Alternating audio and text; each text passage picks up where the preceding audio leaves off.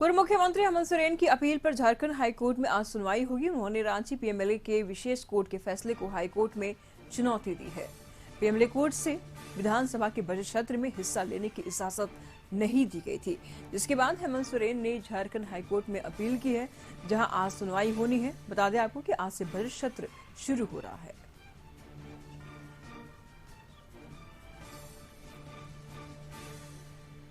तो पूर्व मुख्यमंत्री हेमंत सोरेन की अपील पर झारखंड हाईकोर्ट में आज सुनवाई होगी।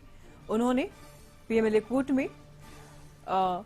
कोर्ट्स के विशेष कोर्ट के फैसले को हाईकोर्ट में चुनौती दी है और पीएमएलए कोर्ट से विधानसभा के बजट सत्र में हिस्सा लेने की इजाजत नहीं दी गई थी, जिसके बाद हेमंत सोरेन ने झारखंड हाईकोर्ट में अपील की है।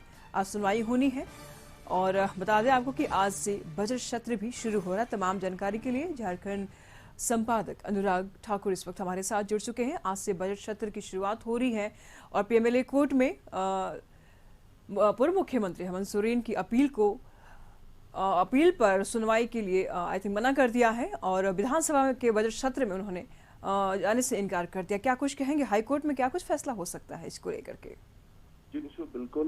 विधानसभा के सत्र में हेमंत सोरेन, पूर्व मुख्यमंत्री हेमंत सोरेन हिस्सा लेना चाहते थे और इसी को लेके उन्होंने पीएमएलए कोर्ट में याचिका दायर की थी, जिसको पीएमएलए कोर्ट ने कल खारिज कर दी थी। इसके बाद हेमंत सोरेन के वकील ने हाईकोर्ट की तरफ मूव किया और उनसे कहा गया है कि हाईकोर्ट से कहा गया है कि वो एक निर्वाचित प्रतिनिधि हैं और विधानसभा के सत्र में भाग लेने का उन्हें अधिकार है और विशेष अदालत ने उनकी याचिका खारिज कर दी है, जो सही नहीं है।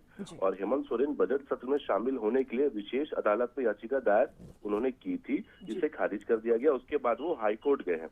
उनके वकील ने बताया कि 23 फरवरी से शुरू होने वाले बजट सत्र 2 मार्च तक जो चलेगा, इस बीच 27 फरवरी को चंपई सरकार वित्त मंत्री रामेश्वर उरांव बजट पेश करेंगे और सत्र के दौरान मनी बिल पास करना होता है। इसके लिए बहुमत की जरूरत पड़ती है। ऐसे में हेमंत सोरेन की उपस्थिति आवश्यक है।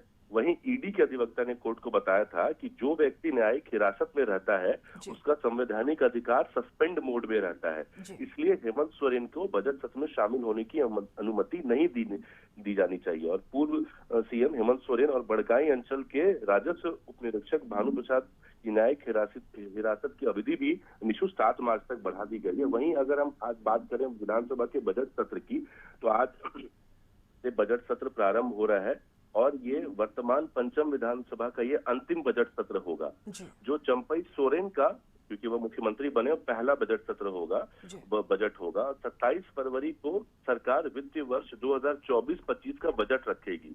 2 मार्च तक चलने वाले बजट सत्र में 3 दिनों तक बजट पर चर्चा होगी और इससे पूर्व सदन में पहले दिन सरकार वित्त वर्ष 2023-24 के लिए अनुपूरक बजट लेकर आएगी।